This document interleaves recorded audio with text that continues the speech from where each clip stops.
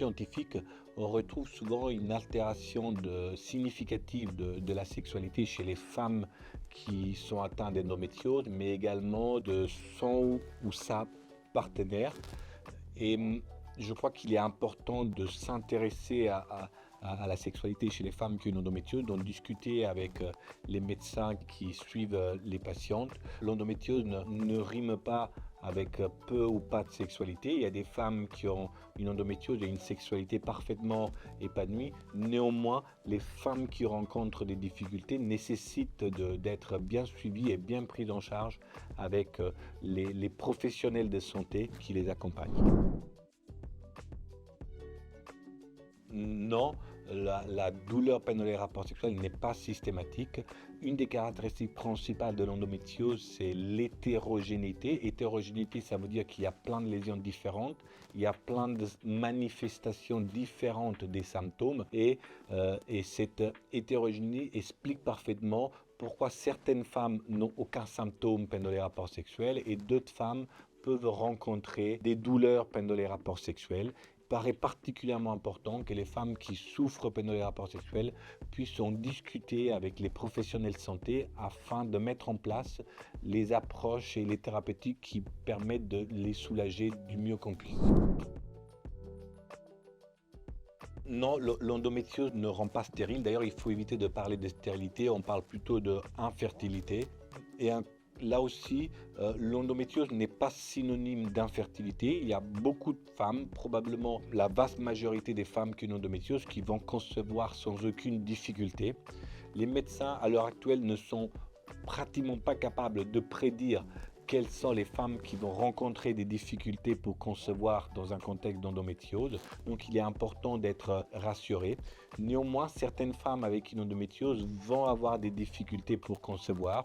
Et c'est pour ça qu'il est important d'en discuter avec les professionnels de santé qui l'accompagnent afin de discuter de préservation de la fertilité ou éventuellement de traitements adaptés afin d'aider à concevoir les femmes qui ont des difficultés. Globalement, on considère que la grossesse et le postpartum, la période d'allaitement, est une période d'accalmie pour la symptomatologie douloureuse. Néanmoins, malheureusement, certaines femmes vont avoir une récidive de la symptomatologie douloureuse après la naissance. Dans d'autres cas, il y a une amélioration de la symptomatologie douloureuse après la naissance. Historiquement, on considère que la grossesse est une période de tranquillité avec moins de douleurs. Les douleurs en cours de grossesse peuvent être un motif fréquent de consultation pour les femmes enceintes. On n'est pas certain que ces douleurs soient en rapport avec l'endométriose ou tout simplement le développement de la grossesse. Dans certains cas, les lésions d'endométriose ou les éventuelles adhérences pelviennes associées à l'endométriose peuvent se manifester par des douleurs en cours de grossesse.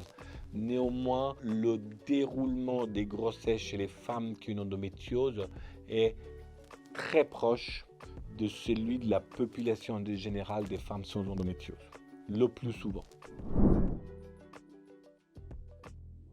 Certaines études ont évoqué l'existence d'un petit surrisque de pathologie de la grossesse chez les femmes qui ont une endométriose, parfois avec des termes d'accouchement un tout petit peu plus précoces.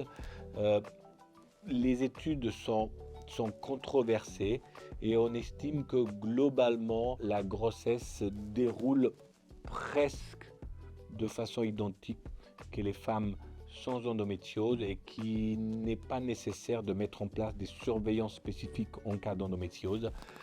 Des études scientifiques qui évoquent la possibilité d'un petit surrisque de fausse couche du premier trimestre dans un contexte d'endométriose.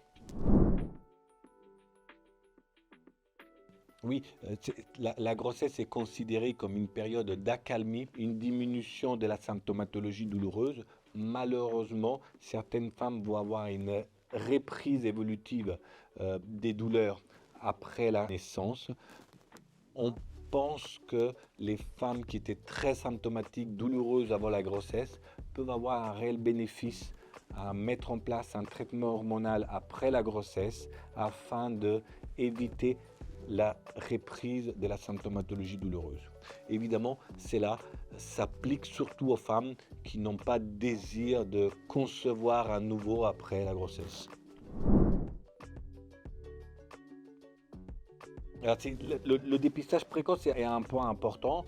Je crois que ce qui est important, c'est surtout le traitement précoce. En fait, on peut, rien qu'avec l'interrogatoire, suspecter la présence d'une endométriose. Les examens d'imagerie vont nous donner non seulement l'éventuelle confirmation sur l'existence d'une endométriose, mais ils vont nous préciser les différentes localisations de l'endométriose, ce qui est très important pour choisir le traitement le plus adapté. Et je crois qu'il est important de dépister précocement la maladie pour la traiter précocement, parce que c'est cela qui permet d'éviter des périodes de souffrance, de errance médicale où on est obligé de voir plusieurs médecins avant de faire le diagnostic. Et puis, ça permet aussi d'éviter que la douleur chronique installe des mécanismes qu'on appelle de sensibilisation centrale où, à cause de la stimulation périphérique chronique, des mécanismes de persistance de la douleur s'installent et qui rendent les traitements moins efficaces. Donc il est important de traiter le plus précocement possible. C'est vrai que classiquement, le délai pour faire le diagnostic d'endométriose était considéré excessivement lent, entre 6 à 10 ans avant de faire le diagnostic. Je crois qu'aujourd'hui, on est largement capable de faire un diagnostic dans des délais tout à fait réduits. Le plus important est de poser les bonnes questions, de mener un interrogatoire bien adapté et puis de réaliser des examens d'imagerie qui permettront de bien préciser les types de lésions d'endométriose présentes chez chaque patiente. Et une fois la suspicion d'endométriose identifiée, il ne faut pas tarder à mettre en place des traitements médicamenteux pour éviter que les souffrances des patientes se traduisent avec une altération de la qualité de vie ou des effets néfastes à long terme.